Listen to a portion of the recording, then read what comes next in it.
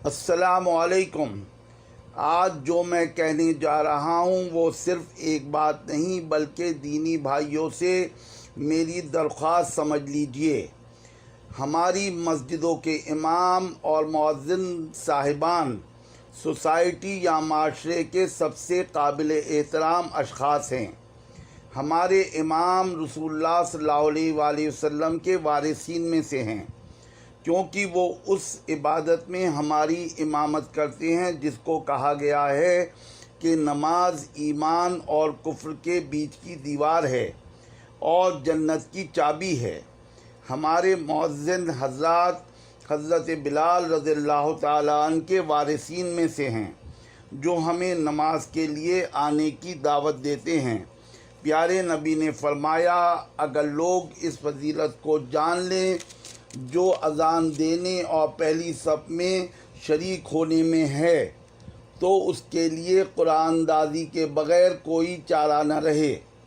اگر یہ کہا جائے کہ ہماری محلے کی مسجد کے امام محلے کے اور شہر کی مرکزی مسجد کے امام شہر کے دینی قائد یا لیڈر ہیں تو غلط نہ ہوگا۔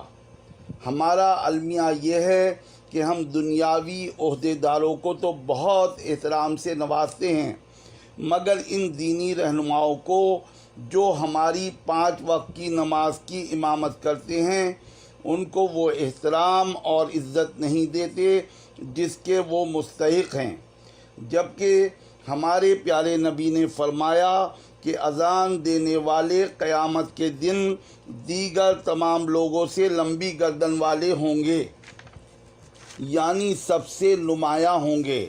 مگر افسوس کی بات یہ ہے کہ ان کو اتنی کم تنخواہ سیلری دی جاتی ہے کہ انہیں اپنے گزارے کے لیے چندے، خیرات اور زکوٰۃ کا سہارا لینا پڑتا ہے۔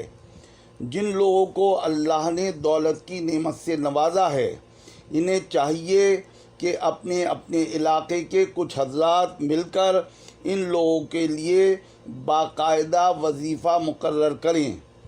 اگر ہم ایسا کریں گے تو جہاں ہمیں دنیا میں سکون حاصل ہوگا، وہیں رب کریم آخرت کی کامیابی سے بھی نوازے گا۔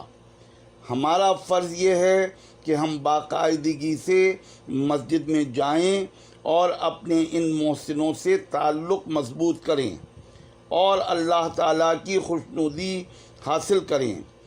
آمین یا رب العالمین۔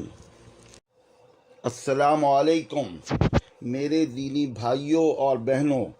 ہمارے علماء اکرام کا مرتبہ اتنا بلند ہے کہ رسول اکرم صلی اللہ علیہ وآلہ وسلم نے فرمایا، بے شک علماء انبیاء کے وارث ہیں، اور انبیاء نے کسی کو دینار و درہم کا وارث نہیں بنایا بلکہ انہوں نے علم کا وارث بنایا ہے۔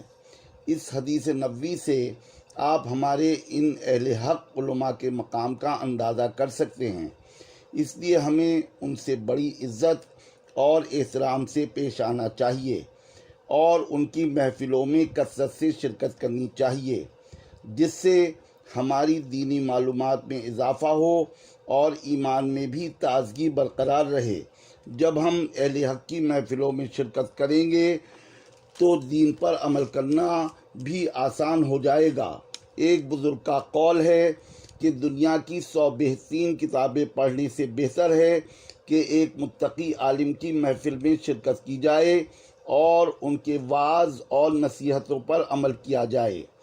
ہمیں اپنے ان بزرگوں سے دعا کی درخواست بھی کرتے رہنا چاہیے اور اپنے بچوں کو بھی ان محافل میں ضرور لے جانا چاہیے، جس سے کہ ان کی بہترین تربیت ہو سکے۔ یہاں ایک چیز کا ذکر ضروری ہے کہ وہ نام نہاد عالم جو ہمیں دین کے نام پر ایک دوسرے سے لڑواتے ہیں یا کفر کے فتوے دے رہے ہیں، ان سے ہر قیمت پر بچنا اور ان کا بائیکاٹ کرنا چاہیے۔ یہ اللہ ہی بہتر جانتا ہے کہ کون مومن ہے اور کون گمراہ۔ دوسری طرف وہ لوگ جو بنا کسی دینی علم کے محفلوں میں دینی مسائل بیان کرتے ہیں، وہ خود تو دینی لحاظ سے جاہل ہیں اور دوسرے لوگوں کو بھی گمراہ کرتے ہیں۔ ایسے لوگوں کے بارے میں ہی ہمارے نبی نے فرمایا جس نے جان بوجھ کر میری طرف جھوٹ کی نسبت کی تو وہ جہنم میں اپنا ٹھکانہ بنا لے۔ اس لیے ہمیں اپنے دینی مسائل کے سلسلے میں صرف اور صرف علماء سے رجوع کرنا چاہیے۔ ہماری تو دعا یہ ہونی چاہیے کہ رب کریم سب کو ہدایت دے اور ایمان پر سب کا خاتمہ ہو، آمین۔ السلام علیکم۔ آج میں ان بہت ہی خاص انسانوں کا ذکر کروں گا جنہیں اللہ رب العزت نے اس دنیا میں بھی بڑی عزت سے نوازا ہے اور آخرت میں ان کا عظیم مقام ہے۔ وہ ہیں ہمارے قرآن کریم کے حفاظ اکرام۔ رسول اکرم صلی اللہ علیہ وآلہ وسلم نے فرمایا، قرآن قیامت کے دن پیش ہوگا اور کہے گا، اے میرے رب، اس حافظ قرآن کو جوڑا پہنا، تو اسے عزت اور شرافت کا تاج پہنایا جائے گا۔ پھر قرآن مجید کہے گا، اے میرے رب، اس سے راضی اور خوش ہو جا، تو رب کریم اس سے راضی اور خوش ہو جائے گا۔ پھر کہا جائے گا، قرآن پڑھتا جا اور درجے چڑھتا جا۔ مگر افسوس کی بات ہے، دنیا میں دولت مندوں کو، وزیروں کو اور بڑے عہدے والوں کو VIP سمجھا جاتا ہے، جبکہ اللہ کے نزدیک یہ چیزیں کوئی وقت نہیں رکھتی سوائے تقوی کے۔ غور کیجئے کہ رب کریم کا کتنا بڑا معجزہ ہے کہ قرآن کریم کے 77,000 یا 77,000 سے بھی زیادہ الفاظ صحیح زیر زبر اور پیش کے ساتھ کروڑوں حافظوں کے ذہن میں محفوظ ہیں۔ اسی لیے پیارے نبی نے فرمایا ہے، صرف 2 آدمیوں پر رشک کرنا جائز ہے۔ ایک وہ انسان جسے اللہ نے قرآن کریم حفظ کرنے کی توفیق دی، اس لیے وہ اس کے ساتھ رات اور دن کی گھڑیوں میں قیام کرتا ہے۔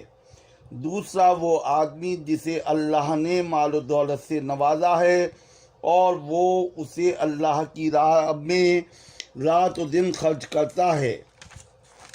یہ بھی کتنی عجیب اور عظیم بات ہے کہ پوری دنیا میں جہاں بھی قرأت کے مقابلے ہوتے ہیں تو زیادہ تر وہ بچے ان مقابلوں میں اول یا فرسٹ آتے ہیں جن کی زبان بھی عربی نہیں ہے۔ قرآن کے علاوہ دنیا میں کوئی اور ایسی کتاب نہیں جو کسی کو حرف بحرف حفظ ہو۔